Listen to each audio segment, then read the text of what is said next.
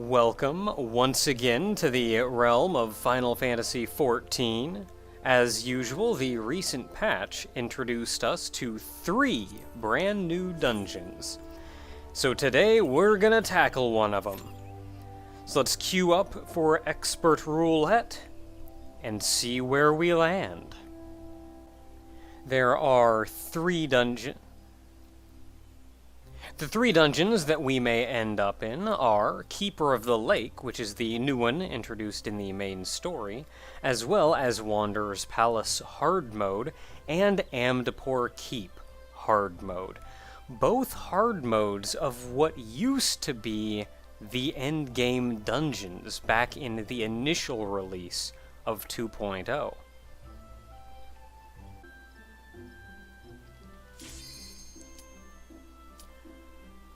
Of course, this recently after the release queues are taking quite a while, but we're dropping right in to Wanderer's Palace Hard Mode. Wanderer's Palace is, of the 3 new dungeons, perhaps my favorite, if only because the Tonberries are here, and they're absolutely adorable. You may recall in the original Wanderer's Palace, the Tonberries were the villains. As it turns out, they were under a curse. They're not actually that bad. In fact, they're quite adorable. Though they're perhaps the reason this one is one of my favorites, if not my favorite, of the new dungeons. The actual level design of Wanderer's Palace Hard Mode isn't really anything different. In fact, it's very close to what it was previously, only really differing in the 3rd and final leg of the dungeon. There's also not a lot in the way of new or interesting things in the enemies either, so we're mostly just powering our way through. You'll see the Amal-Ja have found their way into Wanderer's Palace, and we're fighting quite the few of them here because I honestly don't think the tank or anybody had any idea what they were doing this early on. I think this was the dungeon as well where they even said that, "Hey monk," and he thought I was a ninja, I think, "lay off on the damage because you're super overgeared," and then somebody else said something about Nexus, and like, I don't have Nexus, I actually have my proper Zodiac weapon, but I should not be pulling hate. Ever. Really. Like, if you pull 800 guys and and you're trying to keep hate on all of them, and I focus one guy, I may pull hate on that one guy. But if we're going like one-on-one, I should never pull hate off anybody. I don't know what he's talking about, but regardless, I don't think anybody knew what the crap was going on at the very start of this. They pulled a few more dudes than necessary, but you'll see a couple familiar enemies. You'll see the Pugil here that has the conal standard Pugil attacks. There was the large Ziz, I think it was called, that did a couple of fancy things on its own. But regardless, clear them out, help the Tonberries, and move on. And hopefully people will pull things correctly next time. You can see here and there the Amal-Ja have erected small barriers, though they're not doing much in the way of preventing us from going in. In the next room, you'll find a couple more Pugils and a Porter, Tarok Porter, one of the smaller dragon-looking enemies. Again, I don't think they've done anything that I couldn't tell was out of the ordinary. I did what I could to watch status effects and watch abilities being used, and aside from them just putting down a couple of red marks on the ground, I couldn't really find anything much that drew my attention.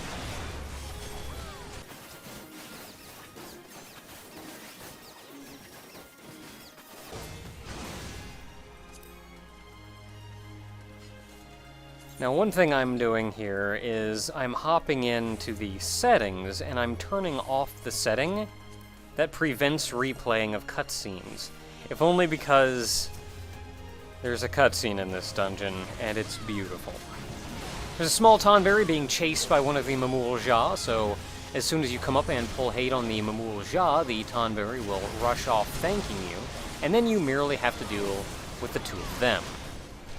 As before, I don't actually think they do much of terrible note, so beat them down as you would.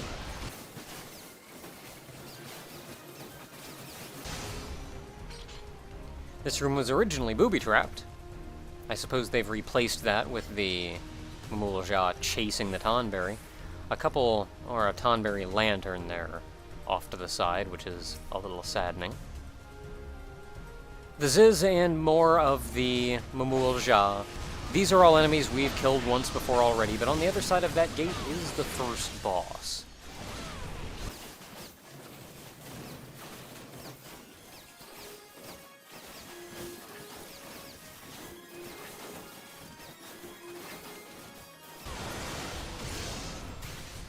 There we go. With them defeated, the first gate opens, and you can see the puff of darkness in the distance signaling the spawning of the first boss.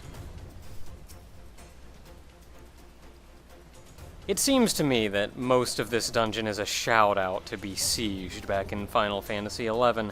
I'm sure many people will remember this guy.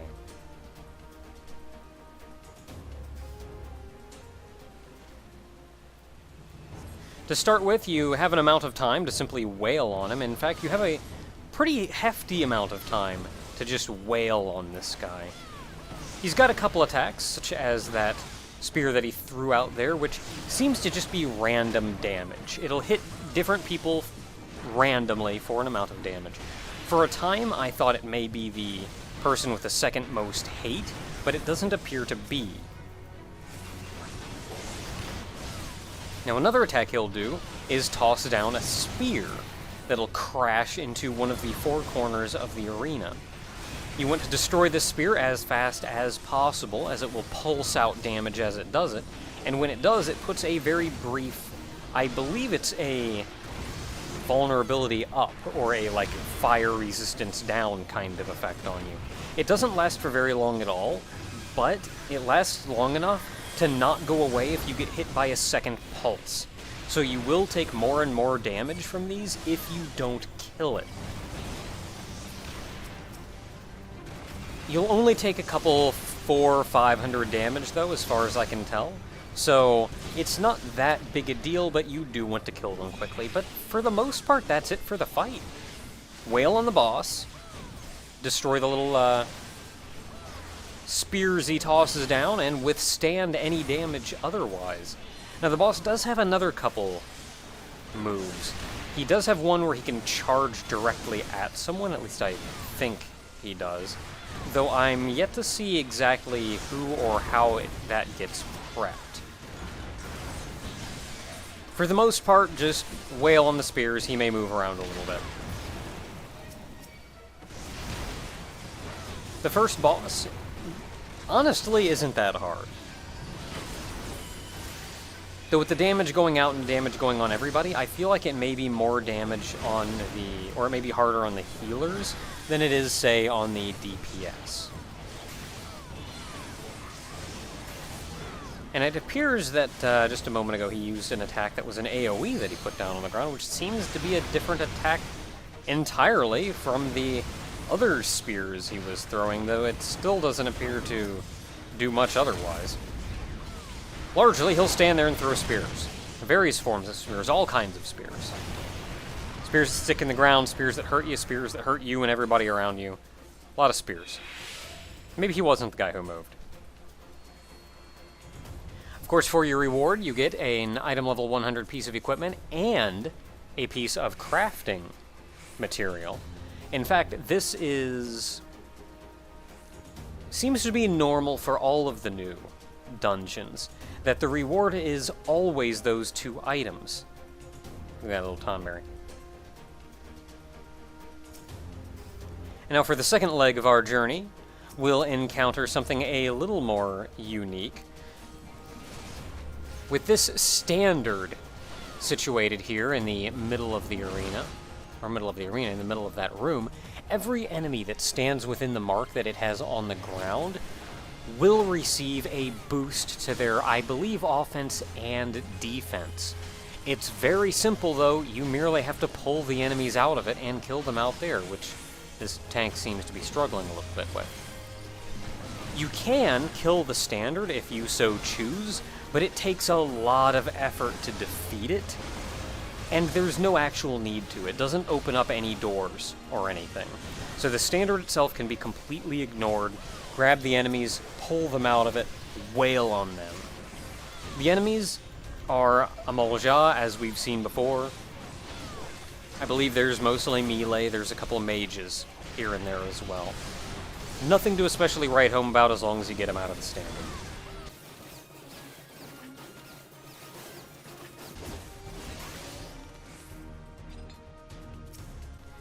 Tank's running back for the standard, and the healer decides to run up and aggro a guy, which I'm not honestly, I think the tank should have been running up ahead, but I guess he didn't know we didn't need to kill the standard. He didn't get the new player thing, but I guess maybe he is still a little fresh to this one. There's another standard just ahead and a couple more enemies standing in it as well. This fight goes pretty much the same as the one before. There's a couple of Malja in there. You need to grab them and pull them out of the standards area.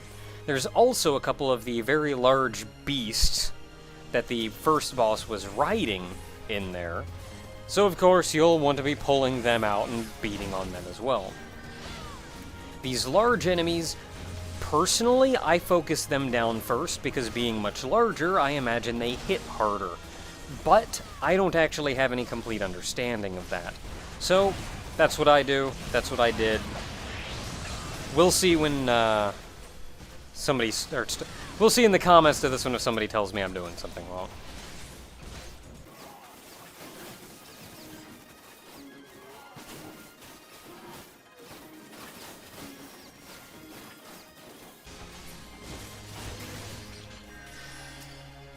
With them defeated, we can run ahead and just completely skip the standard, moving on to the large open room. I was sort of disappointed in this room because in the original Wanderer's Palace, this area was at least a little non-linear. You could choose which directions you wanted to go in, though there was really only one way you could go in.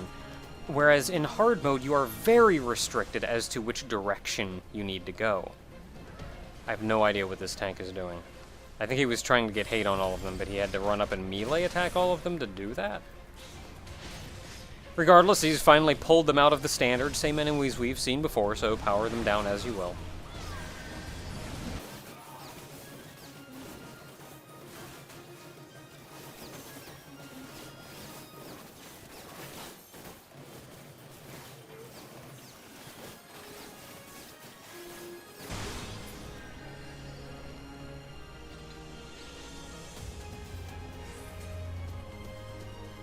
Just a few more of these to go. Moving ahead, we'll find another standard with some more dudes in it, and a couple barricades put up by the Amalja to make sure you can't go where they don't want you to go.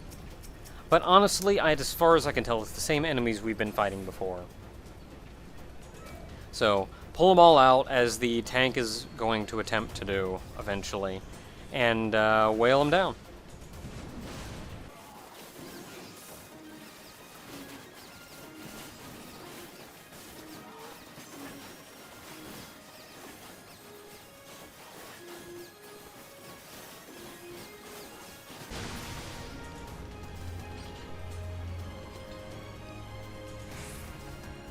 One last standard, though oddly enough, most of the enemies around this standard aren't standing in it anyway. Regardless, treat it the same, pull them out, beat them down.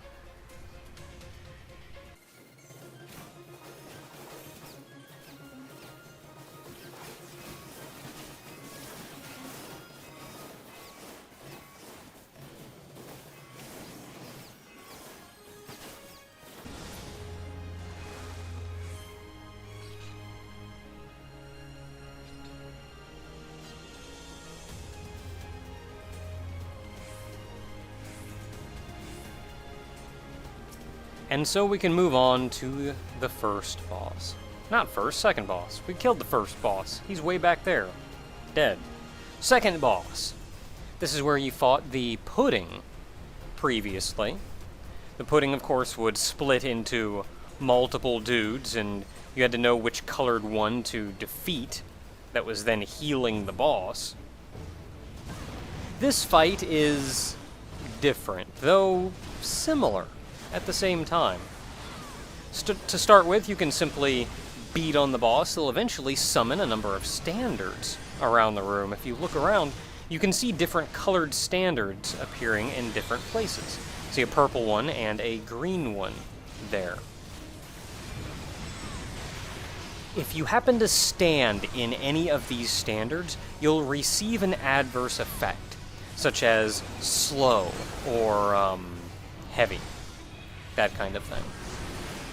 Maybe even paralysis, I'm not actually sure. However, the purple standard will give you an offense up, so you want to trigger that one so you can do more damage to the boss. Also of note is if you don't trigger any standards by the time a timer runs out, they'll all disappear. However, the purple ones will then get absorbed into the boss, giving the boss the offense up. I'm a little disappointed that the ones that put the debuffs on you then didn't put the debuff on the boss. That would have been hilarious. But regardless, you want to get in the purple, you want to step in the purple ones for an even greater reason of not only giving yourself an offense up, but preventing the boss from getting an offense up. All the other standards you can simply ignore, as they will not give the boss any buffs, and they will, of course, debuff you. Now, there was a time when I was thinking that perhaps stepping in one or two of these would actually put a debuff on you, turning you into a frog. So I was wondering, are there two purple ones, and one of them is perhaps a trap? But I think what happens is the boss himself will simply cast that on someone randomly, turning them into a frog. I haven't paid a lot of attention to it, but that seems to be the case.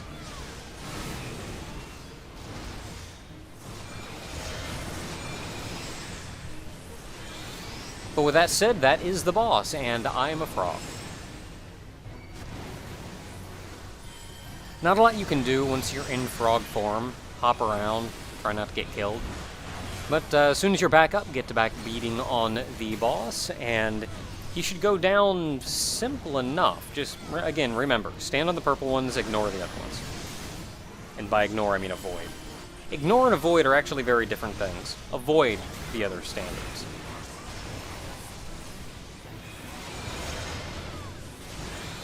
And if you get turned into a frog, try not to die. Got a little bit of an offense up on me here, but continue beating on the boss, and he should go down in just a moment, really. I saw somebody limit break this boss once, and who's limit breaking this boss? Oh, this is where the guy limit breaks the bosses. I don't like limit breaking the second boss in any dungeon, because usually that means you're not going to have enough limit break to do a tier 2 limit break on the final boss.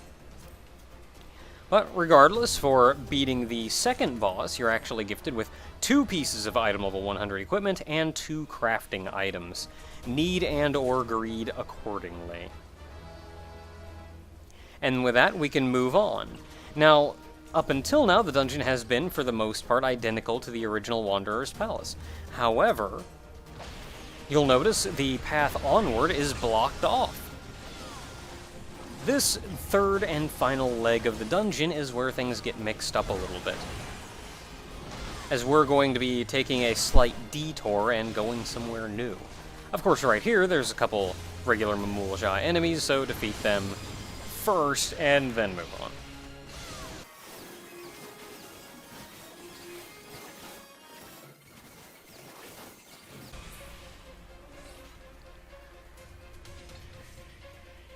Given that they've put a barrier up down there, I was very curious as to what was actually beyond that barrier. This place is perhaps bigger than I thought it was. But there's also a hole blown in the wall and an underground passage that will lead you down to a hidden section of Wanderer's Palace. A barracks-style area, in fact.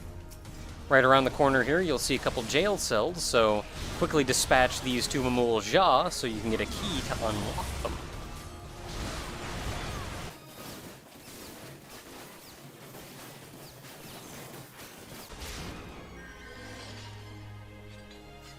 The key is on the ground, so be sure to pick it up.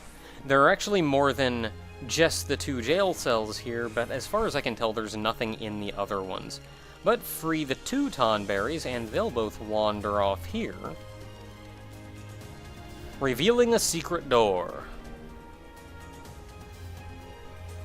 The next room in here, once everybody catches up, is a fun one.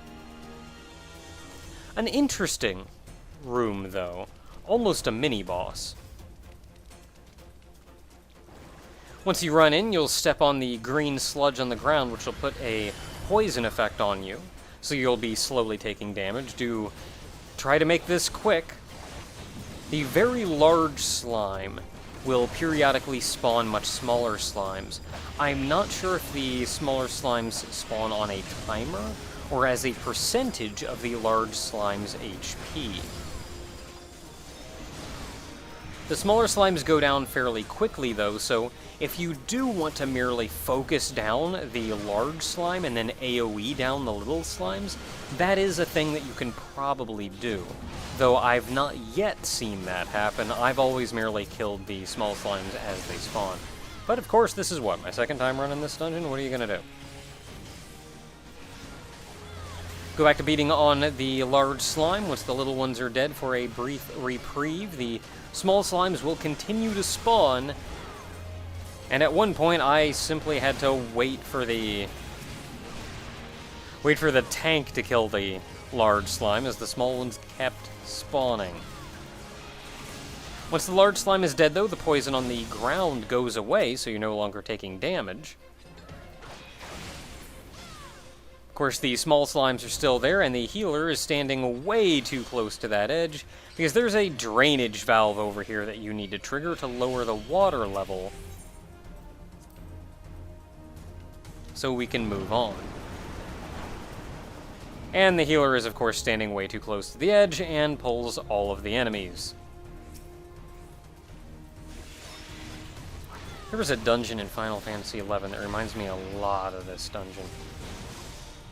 Complete with, like, the muck-looking guys here.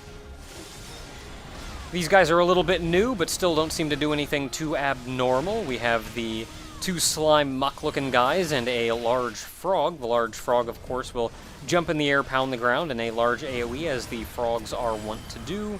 That can be stunned. Regardless of that, these enemies are enemies we've seen before. So, beat them down as you will.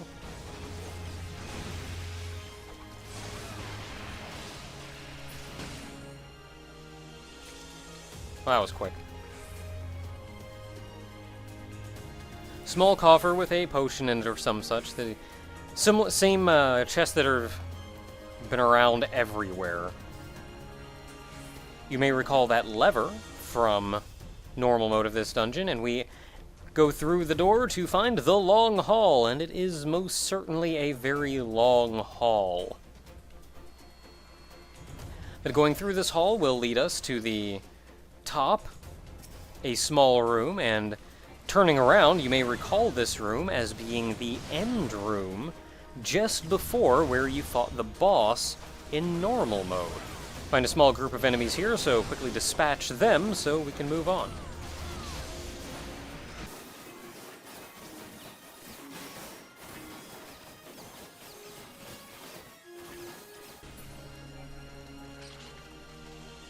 You can even look backwards to see that. However, running ahead, that's right, I turned the cutscenes on, so I actually have to skip this manual.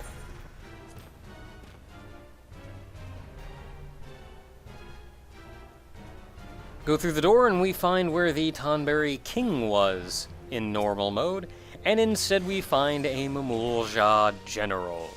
General, warrior, something of the such. This fight is a fair bit more complicated than the fights that we've had up until now. He's got a number of attacks, including an exceedingly large AoE. If you're at range, I don't think there's even a way you can dodge that. You just have to get out of the way of it.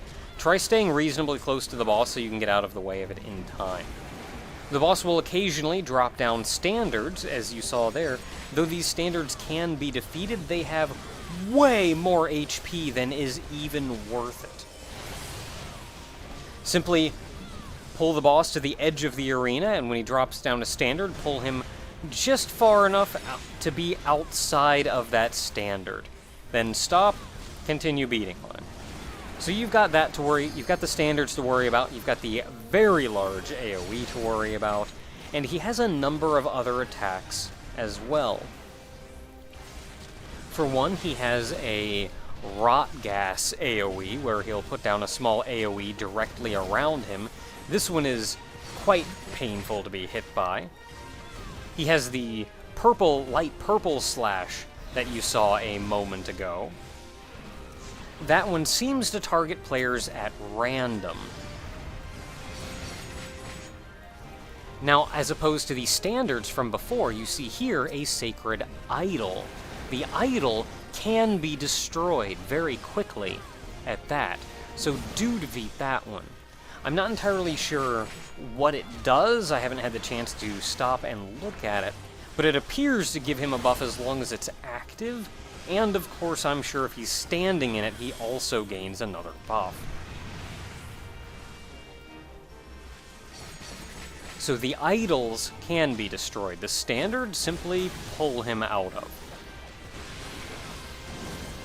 You've seen the rot gas, you've seen the purple slice at this point. He also has another attack that will put a death effect on you. The death effect will count down over time.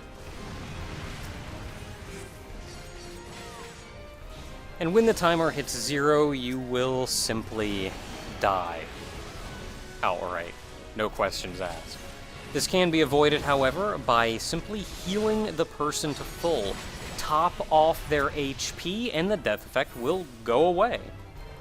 I do appear to have the death effect on me now, and I'm not getting healed full. Now, I didn't actually know of this death effect at the time. Maybe that was different entirely. Maybe that wasn't the death effect. I didn't actually know of this at the time, though, so had I gotten the death effect put on me, I could have done something about it. I could have at least attempted to use Second Wind or Bloodbath to cure it myself. But I didn't actually know about it at the time of this recording. Partway through the fight, a couple ads will spawn. They're nothing big. Mostly they're just to distract you. Once they're defeated, run on back. Now you can see I have the Doom effect on me. I'm not at full HP. Will I get healed full, or will I not? I so easily could have second winded to heal myself. Okay, yeah, there it goes. It got healed. It got healed and went away. Another standard put there in the middle of the arena. We've got a full limit break age, and he's getting low enough now. But regardless, you've seen all of the mechanics at this point. It's just a matter of dealing with them. Still gotta dodge everything, still gotta get out of the way of the standards, kill the idols, heal full when you've got a death effect on you, stand out of the way of rot gas, kill ads. There's an amount of stuff going on. Soldhouse, by the way, is the name of that attack. And the timer is counting down. I once again have the death effect on me. I've since started trying to run away from him in hopes that I won't get the effect put on me in the first place. But I did get healed full, so the effect went away, and down goes the boss.